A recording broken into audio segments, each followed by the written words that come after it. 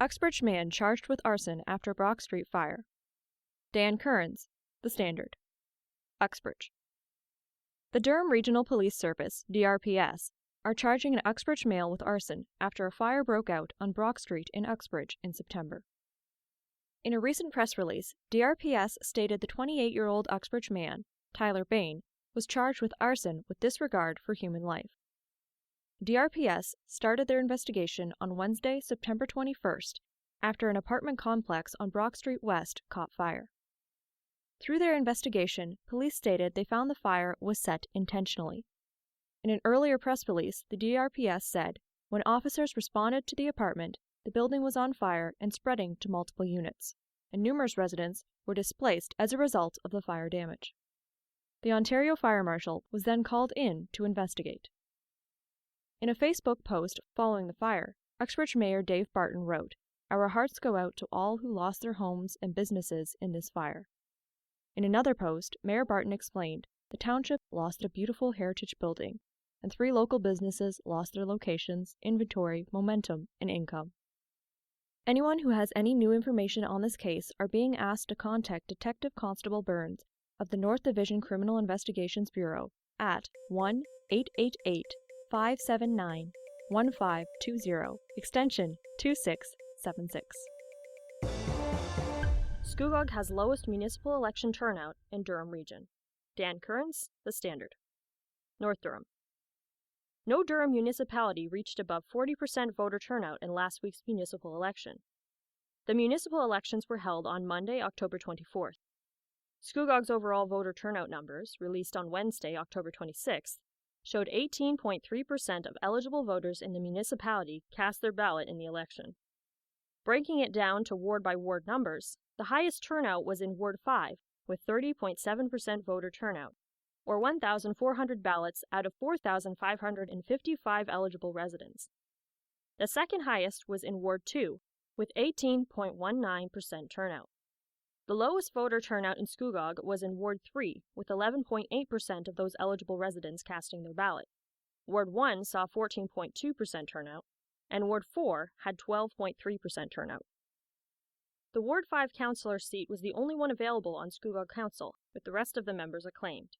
However, all municipal residents still could vote for the trustee and regional chair positions. The region of Durham reported Uxbridge's voter turnout was at 39%, and Brock Township was at 36.6% turnout. Oshawa was second lowest in the region, with 18.4% voter turnout. Meanwhile, the City of Kawartha Lakes municipal election saw 32% of eligible voters cast their ballot.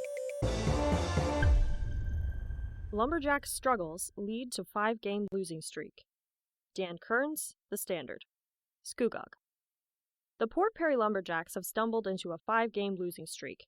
The Lumberjacks opened this past week's action with a game in Lakefield against the Chiefs on Tuesday, October 25th. The Lumberjacks quickly fell behind in that game, allowing 2 goals in the first period and trailing 2-0. The Chiefs would also be the only team to score in the second period, adding 3 more goals, making it a 5-0 deficit. The Lumberjacks finally started to claw back into the game in the third period. A little over a minute into the period, Nick Chokrev-Serpniak scored. 7 minutes later, Mark Stoop put the puck into the net, cutting the deficit to 5-2. Before the period's halfway mark, Cameron Marshall scored his 3rd goal of the season, making it a 5-3 game. But that is as far as the Lumberjacks would get in their efforts to even the game. The Chiefs scored 2 goals late in the period and defeated Port Perry 7-3. The Lumberjacks looked to pull themselves out of this losing skid on Sunday, October 30th, when they faced the North Kawartha Knights at the Scugog Community Recreation Center Arena. It was a solid start for the Lumberjacks as they were able to get the first goal of the game 12 minutes into the period when Nick Chokrev-Serpniak scored. Then, with less than 5 minutes left on the clock and a crowd in the North Kawartha crease, Colby Frolick was able to bang the puck into the net, extending Port Perry's lead to 2-0. But the lead completely evaporated in the second period. Less than 2 minutes into the period, the Knights cut the lead to 2-1 with a goal. 87 seconds later, the Knights were able to snipe another puck into the net, tying the game at 2-2. 8.5 minutes into the frame, the Knights took the lead when they tipped the puck past goaltender Damian Daniels. The Knights outshot the Lumberjacks 13-6 in the third period and were able to find one more goal, sending Port Perry to their fifth straight loss, 4-2. After the game, head coach David Ayres put part of the blame for the team's recent losing ways on their discipline. We're in the penalty box all of the time. We're probably third or fourth in the entire provincial junior hockey league right now in penalty minutes. We take bad penalties, which end up costing us games. One-timers. The Lumberjacks will have 2 chances at redemption this week. This Thursday, November 3rd, they will face the Clarington Eagles in Bowmanville. The puck drop for this game is 7:25 p.m. Their next home game at Scugog Arena is on Sunday, November 6th, when they host the Lakefield Chiefs. That game will begin at 2:25 p.m. TLDSB sees declining suspension and expulsion rates. Dan Kearns, The Standard. Kawartha Lakes. The Trillium Lakelands District School Board, TLDSB, sees suspension and expulsion data on the decline. At the final board meeting of the term on Tuesday, October 25th, Superintendent Paul Goldring provided trustees with an update on this data. We are always looking to create learning environments students can feel safe in, secure in, and they can achieve success in, Superintendent Goldring stated. Between 2013 and 2019, the board saw an average of 1,259 suspensions and 14.8 expulsions. But from 2019 until 2022, the board has seen the average suspensions drop to 1,087 and the average expulsions to 13.3.